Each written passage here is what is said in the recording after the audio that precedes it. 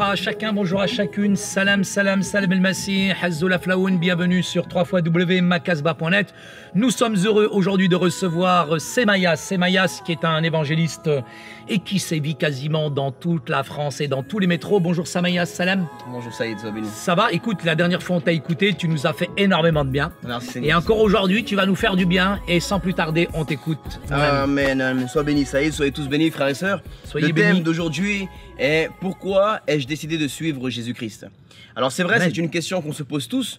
En tant que croyants, lorsqu'on va faire ce choix de se repentir de nos péchés, de s'engager avec Dieu, de commencer à obéir les commandements de Dieu, on se dit mais quel chemin vais-je emprunter? Vais-je emprunter le chemin du christianisme, de l'islam ou du judaïsme? Et c'est là que nous faisons l'erreur, c'est que nous croyons que nous devons choisir une religion, et ce n'est pas vrai.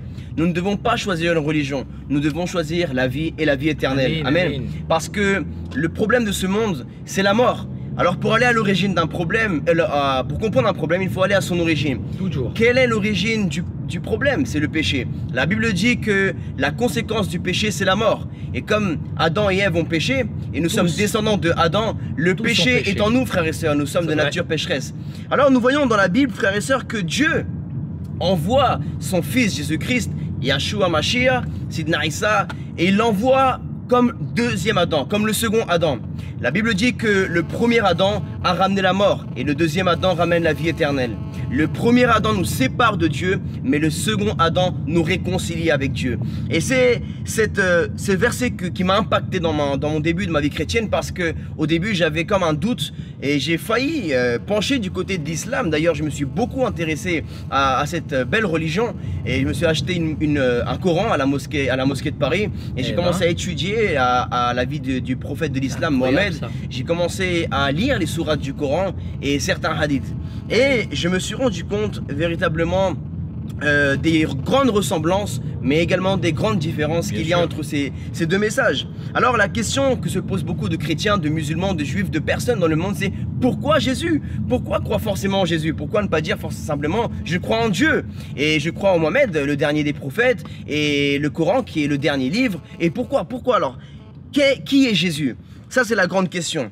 La Bible dit dans le livre d'Ésaïe, qui fait partie du Talmud, qui est dans l'Ancien Testament, et c'est un passage qui a ramené le plus de Juifs à Jésus-Christ, à croire en Jésus-Christ comme le Messie, comme le Fils de Dieu, Yeshua Mashiach.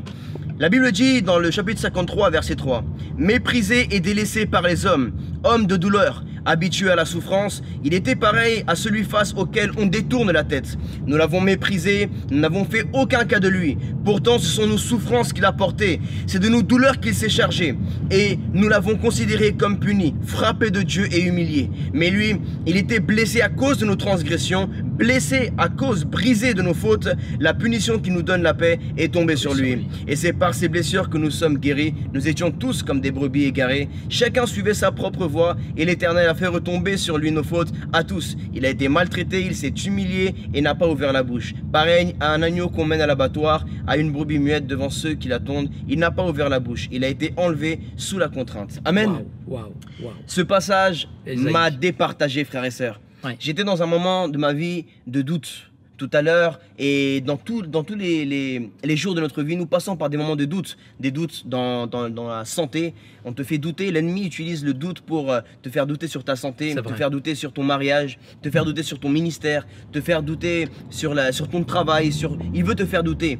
Parce que le diable sait que s'il dépose la semence du doute en toi, il a réussi à poser un pied dans ton territoire.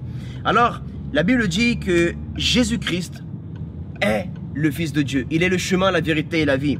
Et dans Ésaïe 53, qui est une prophétie qui a approximativement été écrite 700 ans avant Jésus-Christ, nous parle clairement que le Messie devait porter le péché de l'humanité. Alors lorsque je me suis renseigné pas mal sur l'islam et sur le Coran, j'ai vu qu'il y avait une autre description de Jésus, que Jésus n'avait pas été crucifié et qu'il n'était pas le Fils de Dieu, qu'il était simplement un prophète. Alors c'est là où j'ai commencé à douter, alors qui dois-je croire? Et je me suis dit, celui qui peut départager, on va dire, l'Injil, l'Évangile et le Coran, eh bien c'est la Torah. et l'Ancien Testament. Alors je suis parti voir et je tombe sur ce merveilleux passage, Ésaïe 53. Je vois que le Messie, le oint de Dieu, le choisi, l'élu de l'Éternel, devait porter les péchés. Le péché que c'est Adam d'ailleurs qui a péché, et comme nous sommes tous descendants de Adam, nous avons tous le péché en nous. Oui. Alors la grande question est, pourquoi dites-vous que Jésus est le Seigneur? Alors c'est là où nous allons aller au livre de Daniel, qui est un autre grand prophète de l'histoire. Daniel chapitre 7 verset 13-14. La Bible nous dit: après cela, j'ai vu, chapitre 7 verset 13-14. Elle dit: pendant que je regardais dans mes visions nocturnes, quelqu'un qui ressemblait à un fils de l'homme est venu avec les nuées du ciel. Il s'est avancé vers l'ancien des jours et on l'a fait approcher de lui. On lui a donné la domination, la gloire et le règne. Et tous les peuples, les nations et les hommes de toute langue l'ont servi. Sa domination est une domination éternelle qui ne cessera pas et son royaume ne sera jamais détruit. Alors, je l'ai vu cela et c'est écrit dans le livre des Juifs. Et je me pose la question, est-ce qu'on donne la gloire à un prophète? Est-ce qu'on donnerait la domination à un prophète? Est-ce qu'un prophète aurait un règne éternel? Et c'est là où j'ai compris que Jésus est réellement le Fils de Dieu. Amen. Vous savez, j'ai également lu que lorsque Dieu se révèle à justement ces grands prophètes, il n'y en a que 2 qui ont entendu la voix de Dieu, littéralement, en tout cas, qu'il a validé le ministère de prophète devant tout le peuple. Le premier, c'est Moïse. Lorsque le peuple d'Israël ont eu le doute sur Moïse, l'Éternel a dit: je te parlerai, je ferai entendre ma voix. Et le peuple d'Israël a tremblé lorsqu'ils ont entendu la voix de l'Éternel pour confirmer le ministère de Moïse. Et c'est là où le peuple d'Israël entend la voix de Dieu. Lorsque Jésus, le Fils de Dieu, notre Seigneur et Sauveur, s'est baptisé par obéissance dans le Jourdain, eh bien, la Bible dit que littéralement, la voix de Dieu se fit entendre dans les nuages du ciel. Et là, tous les croyants qui étaient là, il y avait plusieurs origines réunies, ils entendent la voix de Dieu. Alors là, le Père, Dieu le Père a dit: voici mon Fils bien-aimé, en qui j'ai mis toute mon approbation. Wow. Et c'est là où Dieu valide le ministère de Jésus, son Fils. Il est le Père, et le Père valide, rend témoignage du Fils. Le Fils témoigne du Père, et le Saint-Esprit que nous avons reçu par la suite, qui dans l'islam dit que Jésus a annoncé le prophète Mohammed, eh bien en réalité il parle du Saint-Esprit. Et c'est une prophétie qui est également dans la Torah, mes frères et sœurs, dans le Tanakh, l'Ancien Testament. Et il dit que Joël, que dans les derniers temps je déverserai mon esprit sur toute chair. Amen. Et c'est là où j'ai réellement vu que Jésus est le Fils de Dieu. La question est, mais Dieu ne peut pas avoir d'enfants. Dieu ne peut pas avoir de femme. Comment dites-vous, osez-vous blasphémer que Jésus est le Fils de Dieu? C'est là où il faut comprendre. La Bible dit que les enfants de Dieu sont les enfants de vérité, et nous avons été adoptés par le Dieu d'Israël. Le Dieu d'Israël qui avait choisi son serviteur Abraham, et par la suite le peuple d'Israël. Nous, les Colombiens, les Arabes, les Asiatiques, les Chinois, l'Europe, les Européens, étions des peuples païens, et nous adorions la terre, la nature, les étoiles, les constellations. Mais ce Dieu d'Israël s'est révélé aux autres peuples par son Messie, le Fils de Dieu Jésus-Christ. Lorsque Dieu a fait le miracle dans Marie, qu'on appelle aussi Myriam, dans son ventre il y a eu l'Esprit de Dieu. Et nous voyons que Jésus n'est pas né de la semence d'Adam, mais il est né de l'Esprit de vie, une vie qui n'était pas contaminée par le péché, et c'est la vie éternelle de Dieu. Alléluia. Amen, amen, nous voyons aussi, frères et sœurs, qu'il y a dans l'histoire uniquement 2 personnes qui sont nées par miracle sans père et une mère, et c'est Adam, et c'est Issa, Jésus-Christ.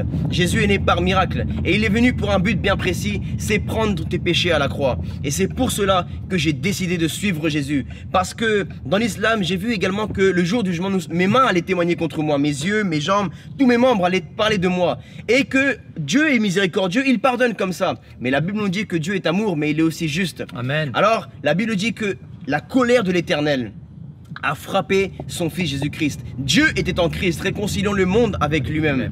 Nous avons été réconciliés avec le Dieu d'Israël, le Dieu d'Abraham, d'Isaac et de Jacob, à travers son Fils Jésus-Christ. Frères et sœurs, c'est la raison pour laquelle j'ai décidé de mettre ma foi en Jésus-Christ. Et pour terminer, j'aimerais que nous allions ensemble à l'évangile de Matthieu, chapitre 4, verset 17. Dès ce moment, Jésus commença à prêcher et à dire: changez d'attitude car le royaume des cieux est proche. Nous voyons que Jésus n'a pas attendu d'avoir un groupe d'évangélisation pour évangéliser. Si Dieu t'appelle aujourd'hui à témoigner de ce qu'il a fait dans ta vie, commence à le faire. N'attends pas d'avoir un groupe, que des gens te suivent. Commence à le faire. Jésus était tout seul. Les prophètes Ésaïe, les prophètes Jérémie ont commencé à servir le Seigneur tout seul. Le Seigneur te donne la vision, te donne la mission, et après tu continues. Alors, pour terminer, frères et sœurs, la Bible dit au verset 19, il leur dit, suivez-moi et je ferai de vous des pêcheurs d'hommes. Aussitôt, ils laissèrent leurs filets et le suivirent. Aujourd'hui, nous devons lâcher nos filets. Lâche le filet. Je ne sais pas qu'est-ce qui t'empêche de suivre Jésus. L'incrédulité, la famille, une tradition, le jugement des autres, qu'on te traite peut-être de traître, qu'on te dise, mais c'est une bêtise de suivre Jésus. La rancune, abandonne ces choses-là, abandonne le péché et donne ta vie à Jésus-Christ. Que le Seigneur te bénisse et fais le bon choix, car Jésus-Christ est le seul qui peut te sauver. Sois béni. Un grand merci à toi, Semayas, pour ce message plus que percutant, profond, mais en même temps qui nous réaligne quelque part.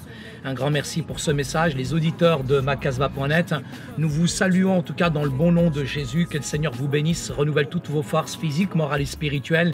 Et nous terminons toujours en musique, une petite note musicale. Super. Sans aucun regret aujourd'hui. Vous êtes sur www.macasba.net.